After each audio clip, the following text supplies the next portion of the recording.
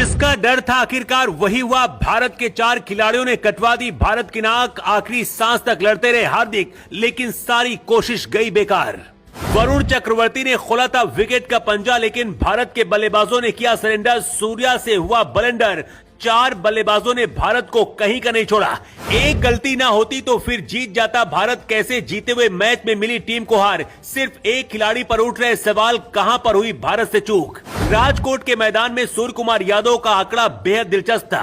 सूर्या शतक लगाकर वहां से गए थे। तिलक वर्मा लगातार आउट नहीं हो रहे थे। उम्मीद की जा रही थी कि यहां पर कुछ तो कमाल होगा। भारत यहां पर सबसे बड़ा धमाल करेगा, इंग्लैंड को एक बार फिर हराकर सीरीज अपने नाम करेगा, मगर कहानी पूरी तरीके से पलट गई। भारत के 4 खिलाड़ियों ने ऐसी गद्दारी कर दी जिसकी वजह से जीता हुआ मैच टीम इंडिया हार गई। एक तरफ से हार्दिक पांड्या कोशिश कर रहे थे कि भारत की लाज बचाई जा सके, लेकिन इसके बावजूद भारत को हार मिली। लेकिन इस हार के लिए केवल एक खिलाड़ी जिम्मेदार नहीं है, बल्कि पूरी टीम जिम्मेदार है। टीम इंडिया के हाथ से कहां से मैच फिसल गया, जीता हुआ मैच क्यों भारत हार गया, इसकी कहानी आप जान लीजिए।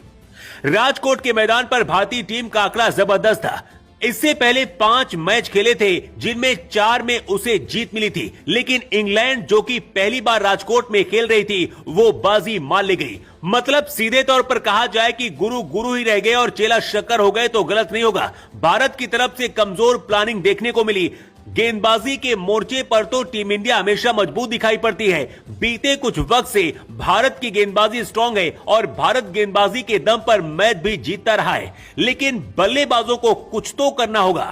पहले मुकाबले में अभिषेक का बल्ला चल गया था, दूसरे में उनका बल्ला खामोश हुआ था, तो तिलक वर्मा का बल्ला चल गया था। तीसरे में उम्मीद की जा रही थी कि संजू सैमसन भी अपना दम दिखाएंगे। ईशान जैसे बल्लेबाजों को साइडलाइन करके आखिर उनको मौका दिया गया है, लेकिन हर एक उम्मीद पर संजू भी फेल हो गए। सिर्फ संजू ही नहीं, भारत के बाकी के बल्लेबाजों से भी एक उम्मीद थी कि शायद इस मुकाबले में भारत को आसानी से जिता देंगे, लेकिन ऐसा हो नहीं पाया। सबसे पहले चर्चा करते हैं अभिषेक शर्मा और संजू की। अभिषेक शर्मा ने पहला मैच जिताया था, लेकिन तीसरे मुकाबले में हवाई शॉट खेलने के चक्कर में वो आउट हो गए। 24 रन उनके बल्ले से निकले। हार्दिक पांड्या के बाद दूसरे ऐसे खिलाड़ी रहे जिन्होंने 24 रन बनाए। दुखी करने का काम संजू सैमसन ने किया। लंबे वक्त से संजू सैमसन का बल्ला खामोश था। उम्मीद थी कि शायद लगातार शतक जड़ने वाला ये बल्लेबाज यहां पर कमाल करेगा, लेकिन संजू ने निराश किया और यही वजह है कि फैंस इनको ही गद्दार साबित कर रहे हैं। ईशान किशन जैसे बल्लेबाज को टीम से बाहर रखा गया है, संजू को मौका दिया गया है, ऋषभ पंत को बाहर रखा गया है,